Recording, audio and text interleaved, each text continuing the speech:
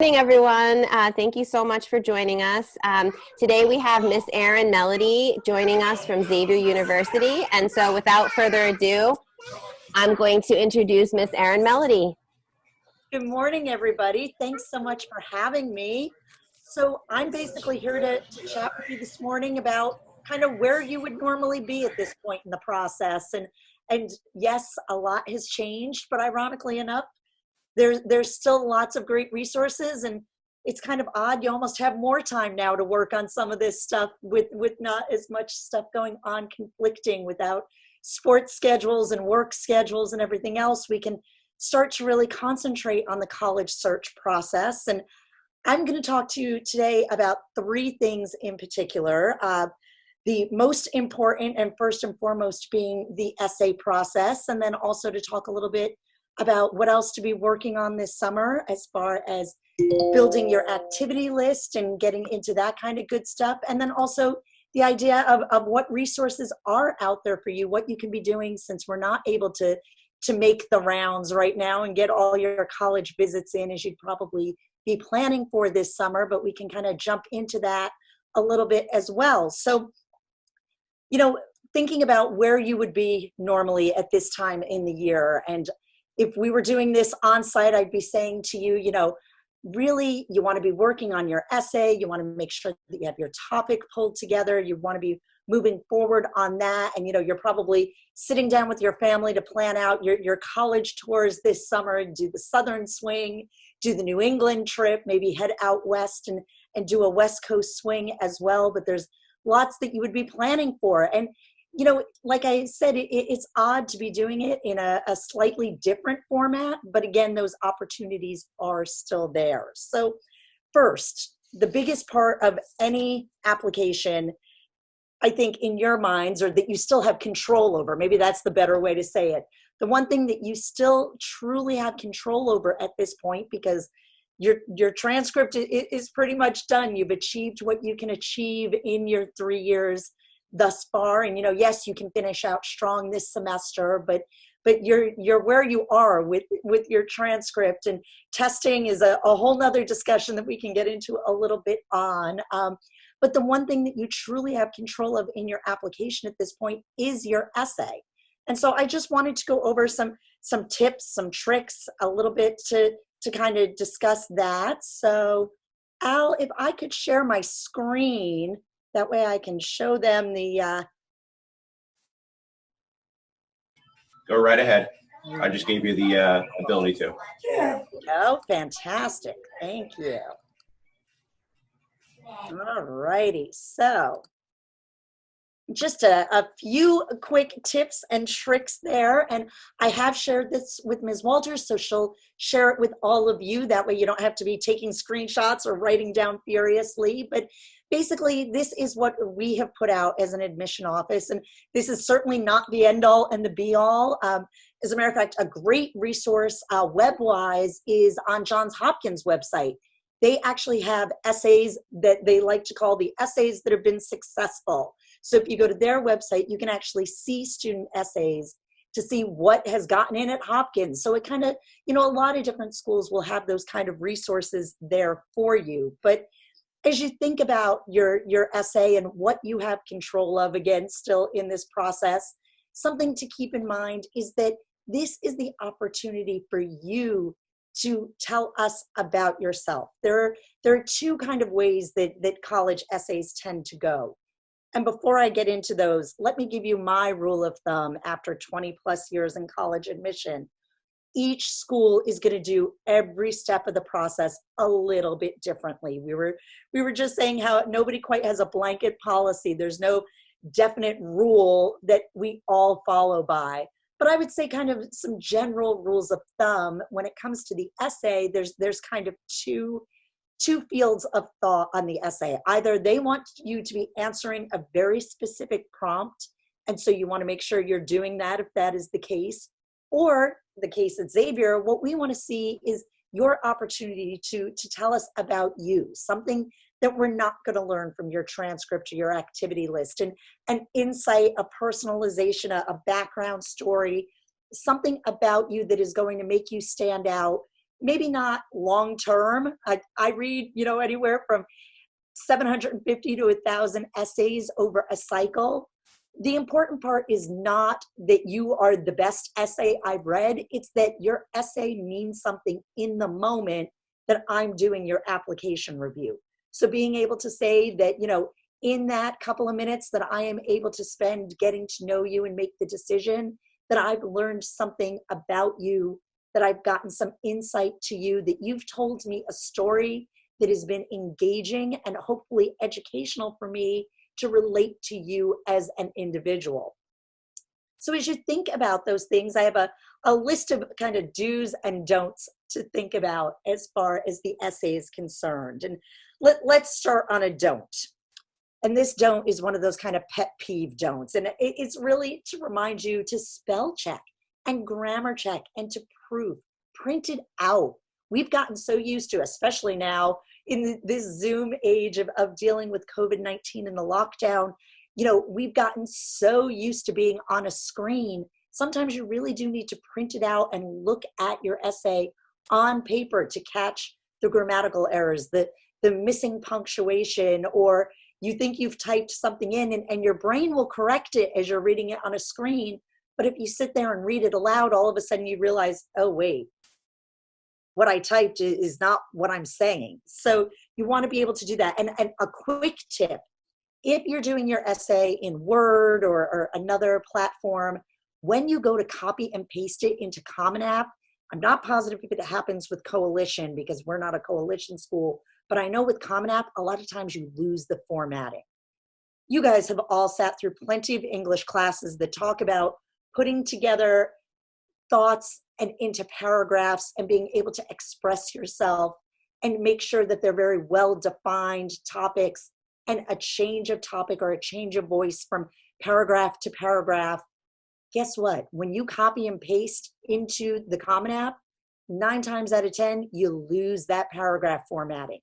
And when I'm on application number 50, whatever for the day, if I see one block of text, I'm ready to cry. And not cry because you've moved me and I've related to you. Cry because I just can't fathom sitting down and just reading what looks like one run-on thought for an entire paragraph. So again, think about the formatting, think about the grammar and the punctuation and the spelling and the proper usage of terminology. All right, we got the pet peeve out of the way. So let me get into a do. And that do is to tell the story, create images in the reader's mind, my mind. I love to be able to envision you in the situation that you're talking about, or envision you sitting down to write what you're telling me about. Don't get bogged down in, being all flowery and verbose. I mean, you do have a word limit. You have to keep that in mind. But definitely feel free to get into the story that needs to be told. One of the pitfalls is maybe getting off the point, but definitely if you have a solid opening, if you have a good hook in that first paragraph, second paragraph at the latest, I'm going to really want to read that essay, not only to make sure that, we can tell that you're, you have a good sense of writing and grammar, but to really learn the story that you're trying to tell. Here's kind of a tip on that. Remembering to tell your story. I can't tell you how many times I've read the story of someone's grandfather, the story of the child that you met while doing a service project. And they're wonderful stories to read, but I've learned nothing about you. So if the prompt is not asking very specifically for that kind of a story, remember the story that you want to be telling is yours. Feel free to tell us about your grandfather and the impact that he's had on you, or how that service project changed your life. But remember to bring it back to being you, because if I'm in tears over the unfortunate existence that this child that you've encountered has had, it's going to be a rough afternoon of me reading that essay, but I've still learned nothing about you. And I just don't feel that I've gotten a good handle as to why you are going to make a great Xavier student. Again, just remembering at that point that in it being your story, is to answer the question, especially if it is prompt directed. Another thing you want to keep in mind is not to lose your voice. You want to keep it authentic. I've certainly come across essays over my time that you can tell have been through a thesaurus, that, the student has clicked 15 times on it, to find the synonyms for the words as they're going through. So know that, maybe it is a little repetitive. Maybe it is a little redundant. Maybe you are trying to come back to a point and you only have one word that truly describes it for you. Keep it authentic. Keep it your voice. Toward that, my tip there is to have a friend read it. When all is said and done and you're done with your editing and you think you're pretty close to your final version, have a friend read it and ask them not to read it for the content, but to say, you're reading this, or maybe get a group of your friends together and not put your names on it and just randomly exchange them and have them guessing as to, whose essay is this? Because I think your voice is going to be important at that point in the process. Talking about having your friends looking at your essay, have your essay looked at by a variety of others. Your parents are wanting what's best for you, but I think they're pretty willing to be critical of you as well. Your counselors, your English teachers are another trusted teacher to look at it, especially for grammar and to make sure that it's kind of clean and polished. That's definitely something that you want to keep in mind. Now, you've shared it with a bunch of people. What I will advise you is not to take the feedback personally. Again, if you've given it to people that you trust and people that you admire, they are trying to give you feedback that is there to help you. What they want to make sure is that you're putting your best foot forward in this essay. So to make sure that it is grammatically correct, to make sure that you are coming across with a good hook or a good point, that you have summarized everything in the end. Things that are easily overlooked sometimes because you have read it so many times, you might miss something. Don't feel that you have to take all of the edits, but again, don't take them personally. Do remember that one of the reasons to have many people looking at your essay, and I'm not saying hundreds, I'm saying, 5 people usually covers it for you. But remember, when you're sending these out to the various colleges, there are going to be multiple people reading it on our end. I may not be the only person at Xavier who reads your essay. If I'm taking you to committee, there could be multiple staff members who read it.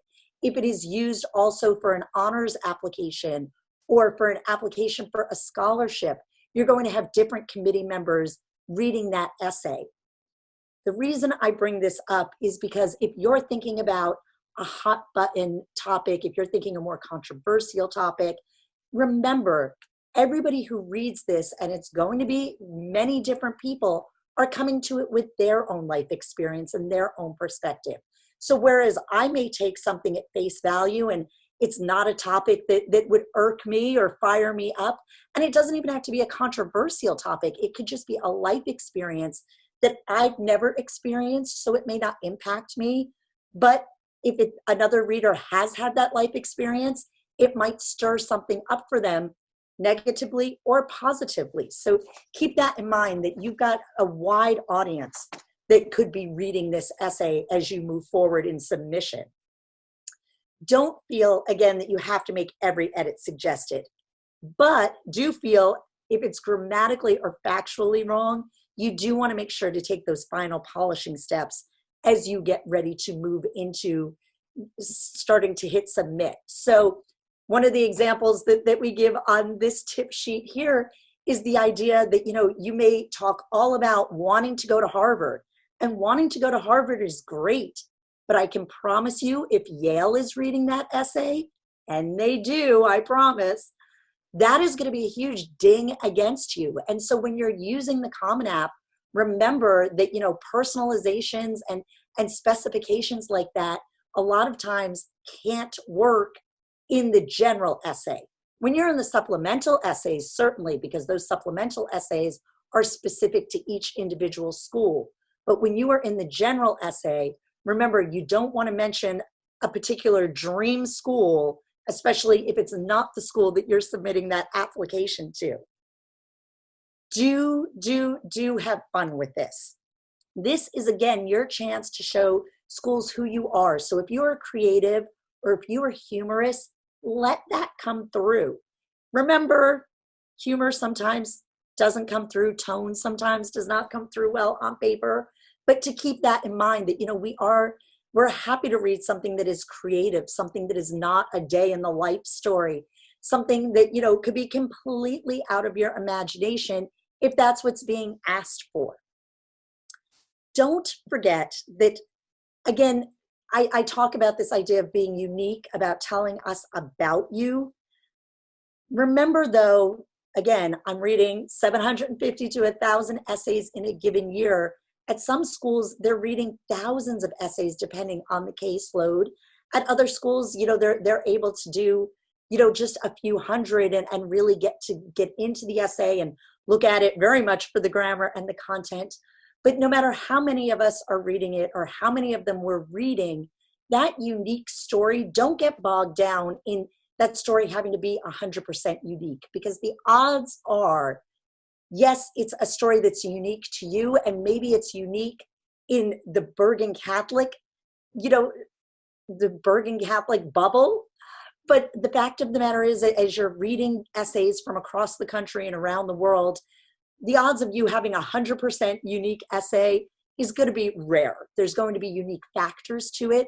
And the way your story comes together is your story. But don't get bogged down in making, the topic so unique that you lose sight of wanting to get across the story you want.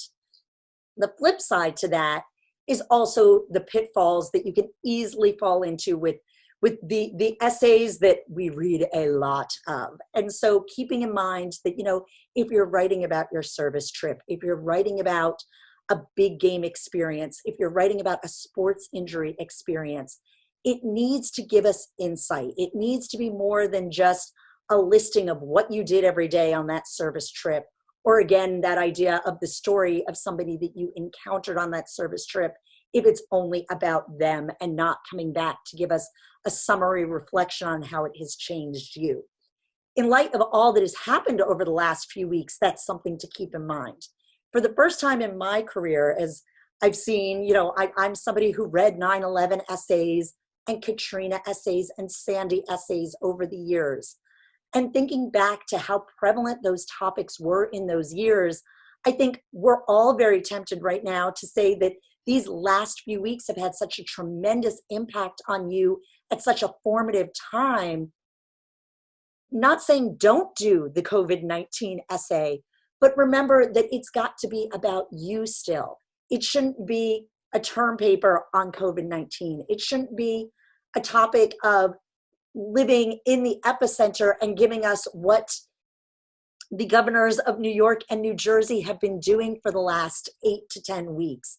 It should be how it has impacted you individually, especially if you have a very compelling story to tell, but try not to fall into those pitfalls of the very general essay, the topic that is covered by so many people, because I know you've had a fantastic life story up to this point. And so keep in mind that there was life before these last 10 weeks. And if you had a compelling story that you were already working on, don't feel that needs to be derailed because of what has happened over the last few weeks. Just a few quick essay tips to wrap up this portion of what we're talking about. What I would say is, definitely, again, remember to spell check, not to use texting language, acronyms, LOL, not using capital letters. It's very easy to fall into bad habits of how you communicate on social media platforms. And so remember that is something in an essay that you are really going to want to avoid. Acronyms are fine when it comes to your clubs, but remember to always spell it out the first time, because it's not always the same acronym at every school. And certainly there are, shall we say, nationally accepted acronyms, and higher education is full of them. But remember, at least the first time and in conclusion, as you're mentioning these things like NHS. Yes, I know it's National Honor Society, but who knows, at another school, it could mean something else. So that's kind of the idea there. Again, the grammar and the spell check are key. And in this time, what I would say again is time to kind of go back to the beginning and say, print it out, read it out loud. That final polish should know that you are comfortable, it's in your voice, and when you're reading it aloud, it sounds right to you. Again, the whole paragraph tip, really probably my biggest pet peeve when I'm reading 50 to 100 applications in a day. And lastly, just to kind of bring it all back around, remember, this is your chance to tell us about you. So again, like I said at the beginning, what I would love for you to keep in mind is one of two things: telling us your story or answering the prompt. And so I just want to spend a second on that, because although for Xavier's essay, we accept any of the Common App prompts, some schools have very specific essays that need to be answered. And if you are not answering that prompt, you're really going to get dinged as they're looking at your essay through the process. So again, going back to that suggestion of having someone else read your application, have somebody who maybe is not familiar with the college process at all. Maybe you have a younger sibling who hasn't heard you talk about it, or an aunt or an uncle who's been far removed from the process.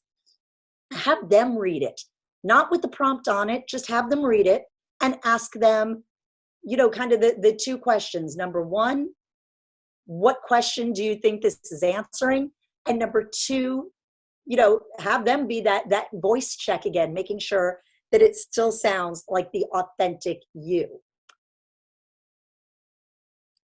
As we think about the essay, some other things to think about at this point in time are, what else can you be doing? You don't want to be working on your essay all day long. And it's easy enough to do that you can get very caught down that rabbit hole. And so what I just wanted to share with you is the fact that there are schools out there right now who, almost all of the schools, and maybe not every school that you're considering, but there are schools out there right now that have kept in mind that idea that you're not able to visit us like you had planned for this summer.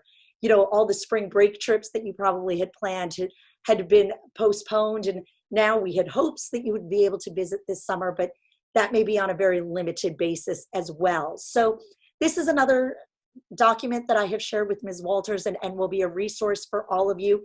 It is just a sampling list, but I wanted just so that you guys all know that, if you need a break from your essay writing, or if you need a break from your college visits to go back to your essay writing, either way, kind of flip-flopping back and forth there.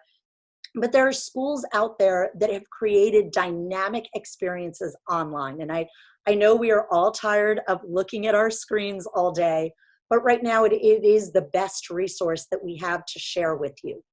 And so the Marca list and the Rome list, if you're not familiar with the idea, let me just go into for a quick second. I am actually what's known as a regional admission rep. And that means that I am not located out in Cincinnati, Ohio. I actually live outside of Baltimore, and I travel up and down the 95 corridor in the Mid-Atlantic and work with students from Virginia up into Westchester County, basically. So my entire job is to be entrenched here, getting to know the schools and the students here, hoping that they're interested in going to a school like Xavier. The Marca list literally means the schools that are part of the Mid-Atlantic Regional Counselor Association.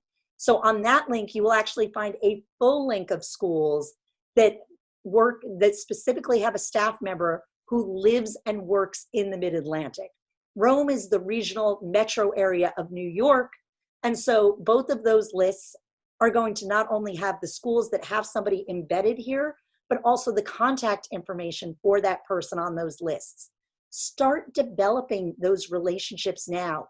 You're not ever going to meet us if you come to campus, because we're very rarely there except for major events. But use this summer to send an email, make a point of contact. My job in life is to be your advocate with the admission committee at Xavier. And there's one of me at every school that you're interested in. They may handle it differently. It may be alphabetical. It may be major-based. It may be college-based. At Xavier, we do it geographically based, and a lot of the schools that are on this list do it that way as well. The existing list beyond the market and the Rome lists are very specific that I have provided today, because those pages are virtual visit pages.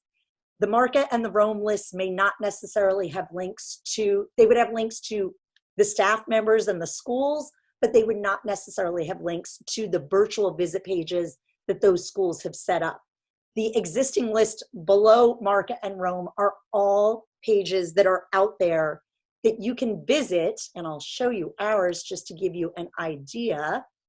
So the Xavier page has been set up very specifically for any student to visit. Right now, as juniors, you actually have a fantastic benefit, because a lot of the materials that are out there are for our admitted students who are making their commitment right now. Xavier is one of the schools that had extended their deadline from May 1st to June 1st for depositing. So we still have students out there who are making their decision about where to go next year for school. Because of that, you have some fantastic resources here on this page that are almost a sneak peek, something that you wouldn't get necessarily until you had been through the application process, until you were an admitted student. So as you go down that list, there's going to be a lot of these kinds of resources out there for you. You're going to see things like student panels. They may be recorded. We run a live one every week. And so that just transitions week to week. The student panel is usually on Thursday nights for us. We have a fantastic program at Xavier that I won't get into, but feel free to explore further, our success coach model. And that is the advisors who are assigned to every student. So you can find out who your success coach would be if you were coming next year. Also, information is already up for housing and registration. I mean, like I said, these are insights that you don't necessarily get this early in the process. So, if you're ready and, you have it down to 2 or 3 schools that are your top choices, or if you're thinking early decision for a school right now, these are the kind of things, the kind of sneak peeks that you are definitely going to want to take advantage of over the next few weeks while they're available to you. Xavier is a very interactive school, if you're not already familiar with our basketball team, but sports recreationally, intramurals, and varsity are a big part of life at Xavier. And so rec sports is just something else we have an insight to right now. We had a great online celebration on May 1st for the students who had already committed. There are things out there now, like I said, more opportunities to get to know students. A lot of times schools won't connect you with a current student until you've been through the application process. You can find contact information for a lot of these students now to reach out to them and find out, what you would find out if they were giving you your tour. Feel free to ask them those questions. Again, just more content that we have out there. I'm going to skip ahead a bit. Regional meetups was something that we hosted very specifically as counselors for students from our area. So feel free to watch the Mid-Atlantic one. But the thing that I really wanted to point out are these lower ones. Again, a sneak peek resource. You can sit in on mock classes and academic info sessions that are things that we normally only offer at our admitted student events in the spring. But right now you can view those and really get some insight as into how the classroom experience has been working, excuse me, in an online environment. You can also hear directly from faculty about their programs, about their majors, what make them special, research opportunities and internship opportunities, especially if you're thinking some more competitive majors. These things are going to be out there on those pages from those different schools. The message from Father Graham, if you have the opportunity, or parents, if you are on, he's a wonderful, dynamic Jesuit who is worth listening to. And then basically what you would have been doing this summer anyway. You would have been sitting through an admission presentation in our room, but that's an opportunity there to see that online. It's very similar to what you would have gotten. It's just a recorded version. Another kind of insightful piece, the financial aid presentation. That's something that we don't offer on a daily basis. It's something that we offer at our larger scale events, but now we've got it there for you. So if you are interested in applying for financial aid or scholarship consideration, this is a great time to jump on that. Granted, applications may not open until July or August for next year, but if you've already got the research done and you know what scholarships you want to start applying for outside scholarships, it's great to get a jump on that now, because I can't tell you how many times I hear from students in March and April, for next year, asking how they help finance and where they can get additional funds. And by then, unfortunately, a lot of that money has already been dispersed, awarded. Again, connecting with your counselor, that's where you'll find my contact information. There's usually a connect with your counselor or meet the staff page on most admission pages. We've got great information about, the diversity, geographic, religious diversity, ethnic diversity. We've got great diversity at Xavier. So if that is a topic of interest to you, our book program, something else that I won't dive into, but there's lots of great programs there. But the bottom of the page is really what I wanted to point out to all of you. This is your chance. And like I said, a lot of the schools out there have these virtual tours. Jump in. Don't feel that you have to sit through the whole thing in one sitting. That's kind of the nice thing of this. You're doing all of these screens. You're sitting in front of your screen all day. For a change, if you get bored on the tour, you can walk away in the middle and nobody's going to notice. If all of a sudden you realize the school that you thought was one thing and it totally is not, then great, you end the tour and you move on. So the time commitment that you put into this is purely your own at this point in time. And so I think that's one of the great benefits. One of the last things that I just want to mention on this topic is, demonstrated interest is a topic that comes up a lot. And so as you're thinking about, being able to show interest at schools that track that heavily, taking a virtual tour a lot of times will count right now. Again, going back to my first statement, all of this, every school does do it a little bit differently. So you do want to check at each individual school. But I know at Xavier right now, if you sign up and take the virtual tour, you are going to get, those, shall we say, the brownie points, the interest shown points that we have for that. So we understand that you are not able to make it to campus right now. We're not offering anything formally at the moment, although we have great hopes to be doing that in the next few weeks as Ohio begins to reopen. But so think about that. Make those points of contact. Feel free to reach out to your admission counselor at the different schools, because right now, we've got a lot of time on our hands because we're not coming school to visit with all of you. And we're looking forward to starting to work with you guys in your process, in your cycle. We're usually about knee deep to hip deep with the junior class by now. And that just has not been an opportunity that we've had either. So again, it's not just one-sided in this. We are very eager to start working with all of you. Keeping in mind that idea that, we do understand. We know that, it's not the ideal scenario. And we are at a point that, exceptions are going to have to be made. The last piece that I wanted to talk about was just as you're building out your activity list and as you're thinking about testing for next year. On all of those pages that you saw listed, a lot of them are going to have whether or not the testing policy has changed for next year. So I know it creates a lot of anxiety. It is something to be worried about, but it's not something to be spending all of your time worrying about. There are much more important things. And now because of this situation, a lot of schools have introduced at least an introductory or short-term test optional piece to their admission. The other flip side to that is your activity list. Again, like demonstrated interest, we know that a lot of activities were cut short. Jobs that you've had planned for this summer have been canceled. Internship opportunities may have disappeared. Know that you are, again, as I said earlier about, writing the COVID-19 essay, remember that every single student, for the most part, is in that same boat.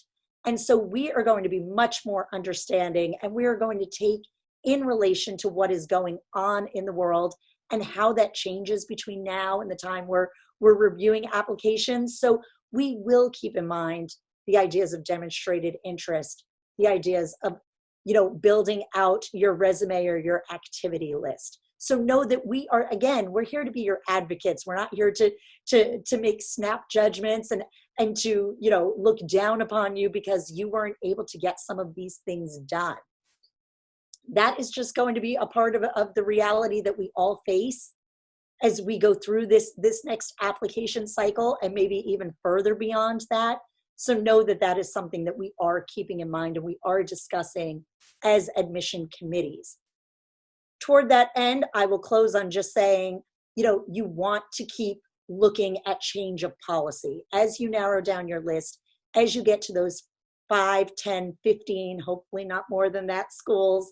Feel free to check back in on the website every week, every other week, because policies are going to change. As we've seen over these last 10 weeks, as states have closed and states have opened and states have been in a mishmash in between, we have to be willing to change things on the fly more. And so school policies are going to change on that as well. We have every intention of opening in the fall, but will we be able to? Who knows?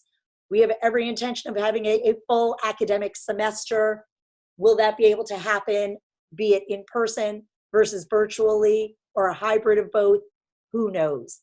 Again, we're going into this with a lot of uncertainty, but know that those discussions are happening and we are all going to be as transparent as we possibly can with you, or at least that has been Xavier's promise in all of this, but to keep on top of things, to keep checking in at the schools you're interested in, because policies are subject to change, probably more so than ever before with us over the cycle ahead. So to keep that in mind. I am happy to answer any questions that you guys have. I know I kind of jumped between a couple of different topics and wanted to make sure that you guys were set. If there's any questions about your essays, tips for essay writing, about doing virtual visiting or utilizing online resources, or anything else at this point. As I've said, I've been doing this a long time, so happy to answer any questions. Sure. At this point, I'm going to allow you to unmute yourself. So if you have a question for Ms. Melody, you can go on and ask the question. So at this point, if you want to unmute yourself and ask a question, please feel free to do so. It's a call. Don't everybody jump at once. You should be able to unmute yourself if you have a question.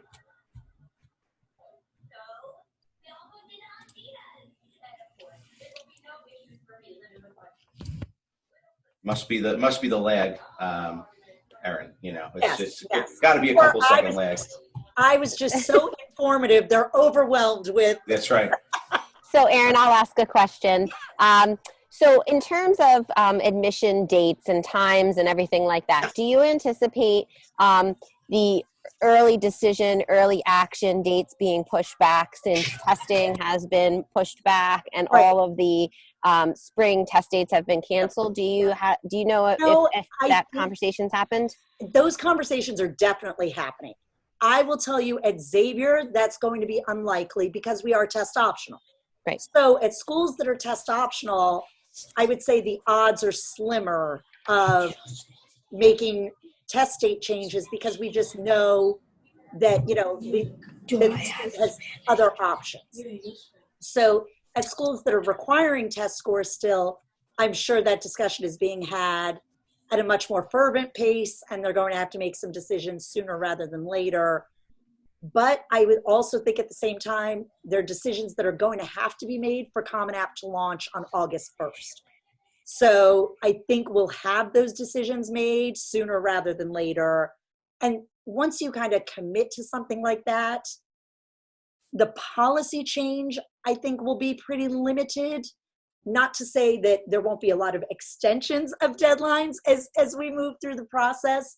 You might still get emails from schools after their deadline saying, they've extended they think that you're still a great candidate, and so they're still looking for more applications. But I think the primary decisions will all have to be made for Common App and Coalition to go live, later this summer.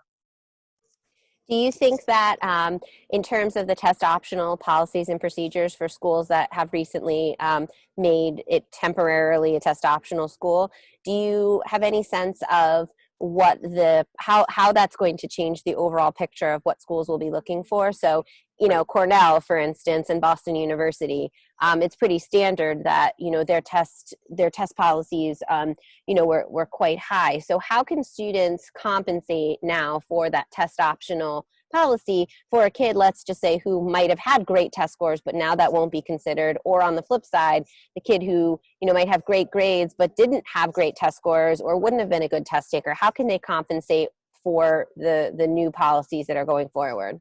Yep. And, I would say, first and foremost, that's a great question and opportunity for you guys to connect with your admission counselor on, because that's going to be one of those things. We already, as schools, handle test optional so individually. I've worked at schools where you can be test optional, but that requires an additional essay in lieu of the test scores. And so there's pieces that need to be provided. Sometimes they're looking for additional recommendations or other types of testing, or additional essays that are academic graded papers. So if there are schools that are still looking for things in lieu of the testing, that can sometimes be helpful.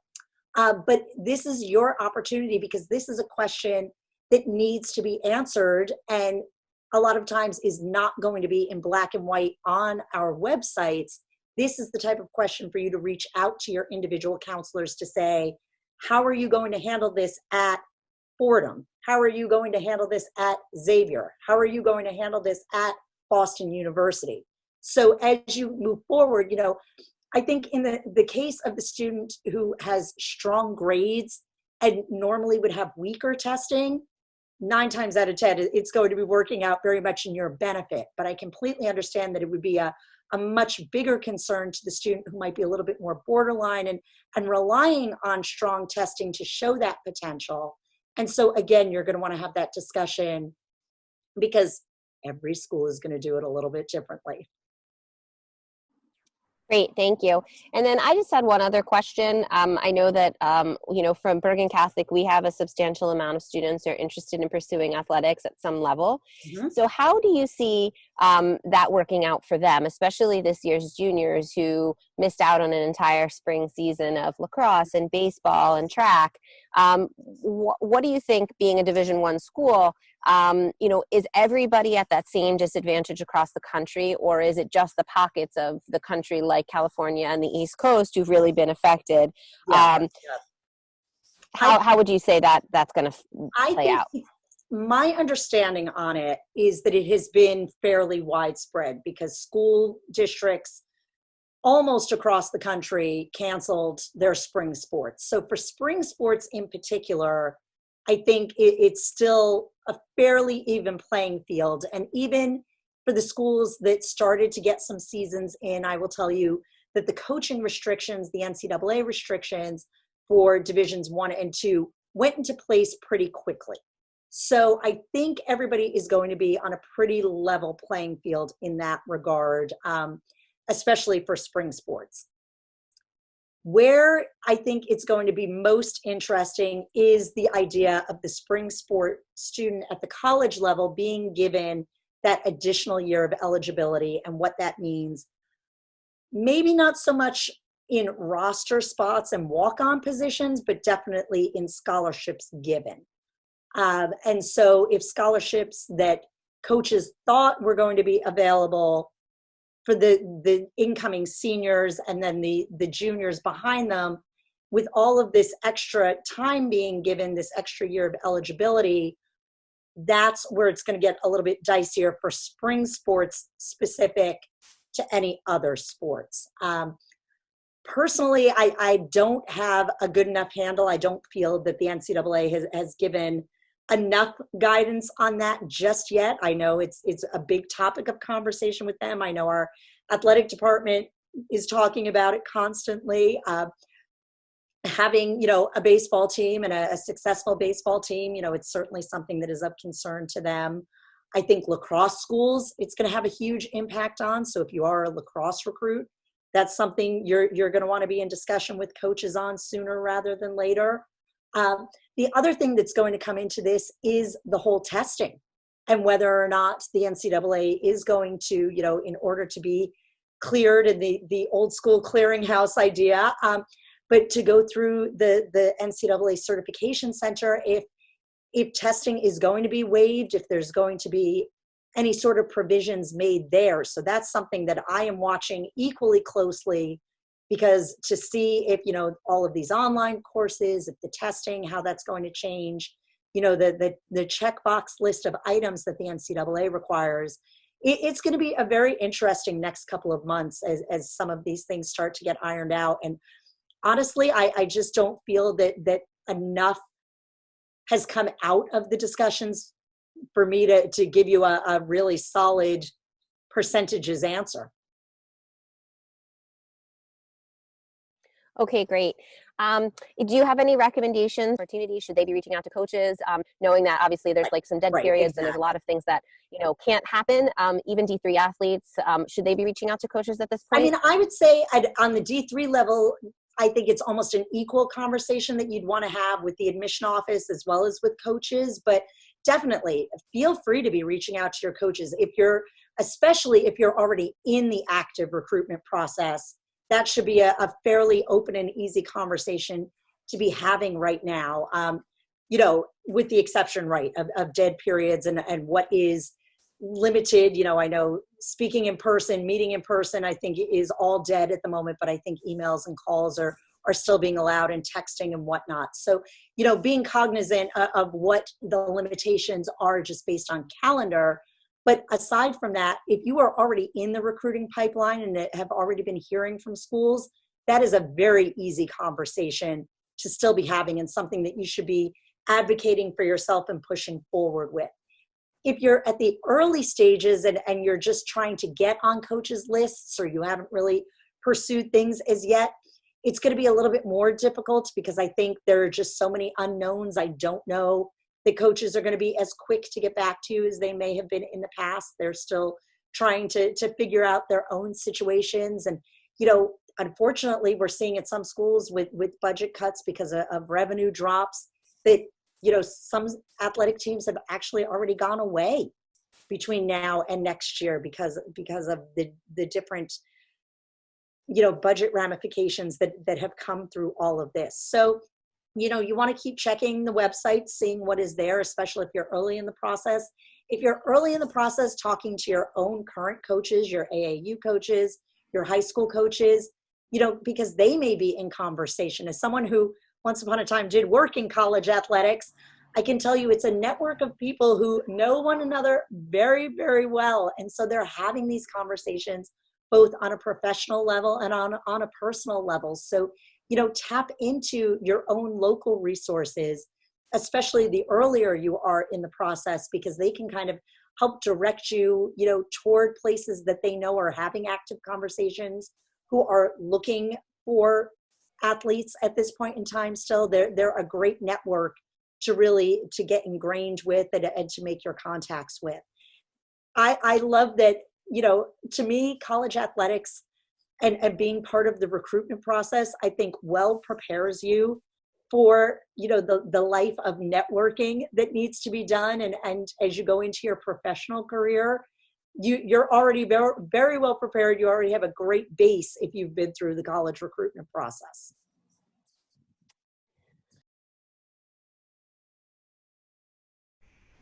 Okay, we are approaching past 9:45, so I understand that next class starts at 10 o'clock. So I think at this point we're officially done, but I'm sure we'll hang as you start to exit the room for any last questions. But Certainly, feel free to email me directly. Mm-hmm. I mean, that's fine as well. Yep, and I will be sending out later today a link to the recording, as well as the information that Erin was speaking about, and you'll get that all in an email later today. But certainly, if you have any last-minute questions as the room exits, I'll leave the Zoom up for a couple more minutes. But other than that, juniors and your parents, thank you for attending, as well as junior teachers. Ms. Walter, do you have anything else you want to add as we close out? I just want to thank Erin for spending the hour with us, and I will also follow up with Erin's contact information for anyone who might have any specific questions for her or about Xavier, or about the process in general. Just a quick reminder, if you as a junior have not scheduled your junior meeting with me, you need to do so, and you can reach out to me via email. We will set something up. And so formally, thank you, Erin, for your time and your knowledge. We very much appreciate it. And we'll open up the chat, or anybody who wants to unmute themselves, and you can certainly ask your questions now.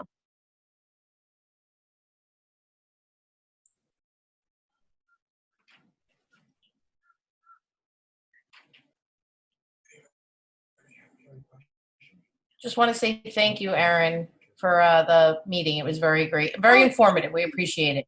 Good. I'm glad you enjoyed it. Thank you for having me. Thank you. Thank you so much. Thank you, because you gave us a lot of open ideas, so we can just, as parents, go forward on the situation. Yes. Exactly. It's very difficult for us, everything is uncertain in this life right now. Yep. And we as parents feel, myself, sometimes lost. And I feel that this was a little bit, something that I could just step up and just find out some way. Give you a couple of to-dos to get you on the path. Right. Thank you very much. Not at all. Thank you.